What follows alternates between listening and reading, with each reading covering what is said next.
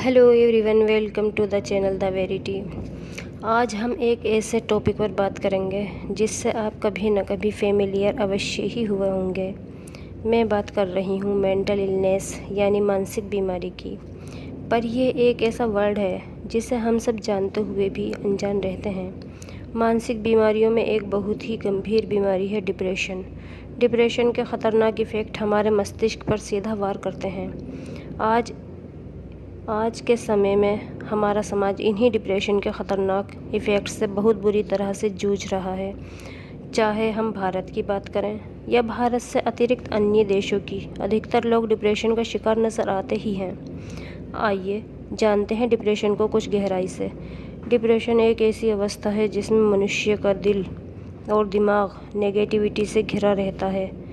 चिंता और तनाव एक आम सी बात है। हर वक्त मनुष्य के माइंड में बेकार की चिंताएं घर करे रहती हैं और इसी कारण वे स्वयं को रिलैक्स नहीं रख पाते हैं और एक प्रकार के तनाव से घिरा रहता है।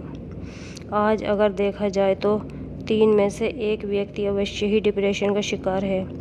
WHO की एक रिपोर्ट के मुताबिक कोरोना के दौरान डिप्रेशन और एंजाइटी में पूरे विश्व में 25% का इजाफा देखने को मिला है और यह तो केवल पहले ही वर्ष के आंकड़े हैं। 2015 और 16 में 80% लोग जो कि डिप्रेशन का शिकार थे वह पूरे साल तक अपना इलाज ही नहीं करा पाए।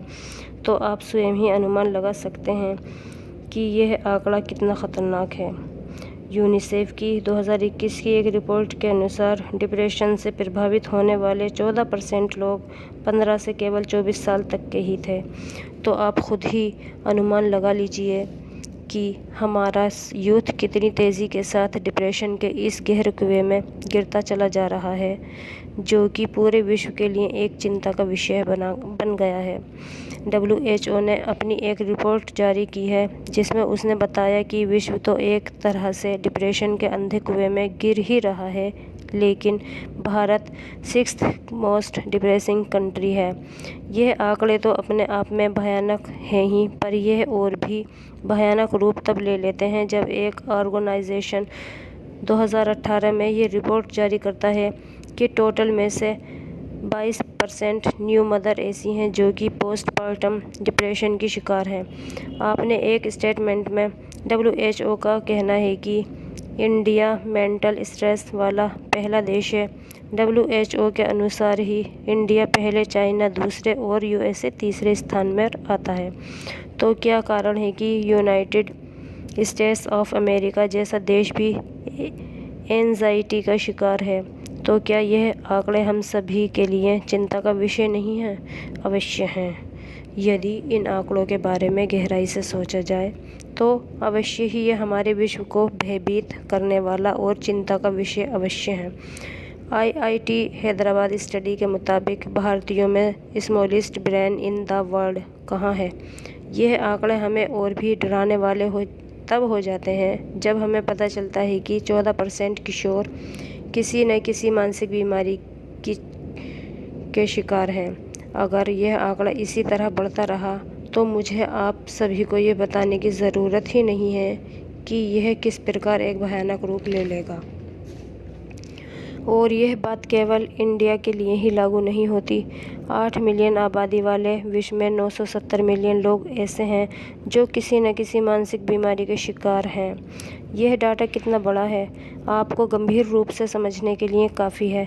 यह डाटा बहुत बड़ा है। आप सरल भाषा में इसे इस प्रकार समझिए कि मान लीजिए कि एक फैमिली में 10 मेंबर रहते हैं, उनमें से एक व्यक्ति मानसिक रोग से जूझ रहा है, यानी कि पूरे विश्व की 12% आबादी मानसिक रोगों का शिकार है। यह किसी अन्य बीमारी के आंकड़ों से बहुत ज़्यादा है।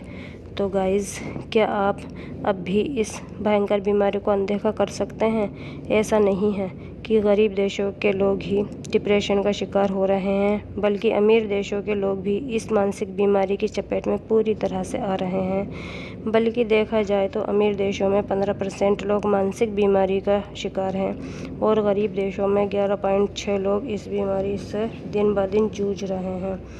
पूरे विश्व में 2018 के आंकड़ों के अनुसार 43.4 मिलियन लोग डिप्रेशन का शिकार थे और यदि इन्हीं आंकड़ों को 2019 में देखा जाए तो 280 मिलियन लोग डिप्रेशन का शिकार हुए हैं। आप देख सकते हैं कि इन आंकड़ों में कितनी तेज़ी के साथ बढ़ोतरी हुई है।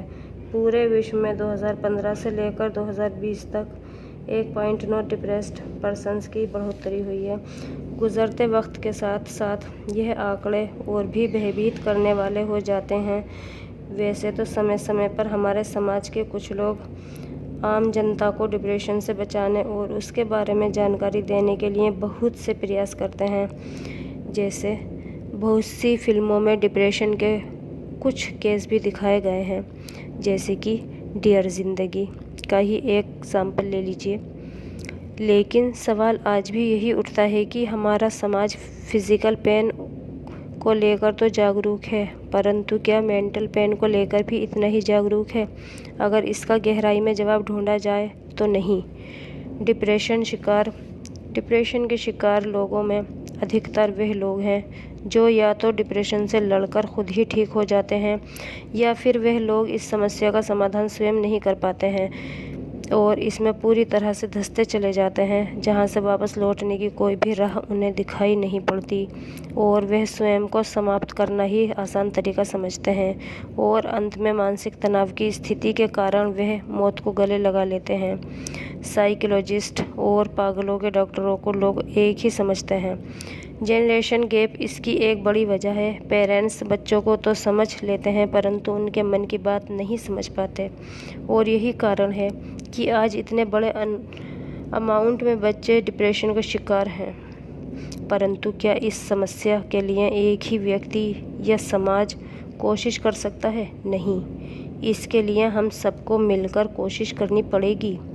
सबसे पहले डिप्रेस्ड पर्सन का साथ देना, डिप्रेशन का डायग्नोस्ट करना सबसे ज़रूरी बात है।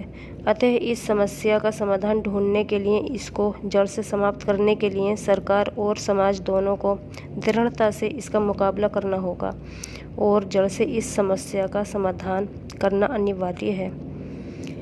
मैं आशा करती हूँ कि आपको यह जानकारी पसंद आई होगी और कुछ नया जानने को मिला होगा। अब मैं आपसे विदा लेती हूँ। मिलते हैं अगली वीडियो में नई जानकारी के साथ। Okay, see you guys.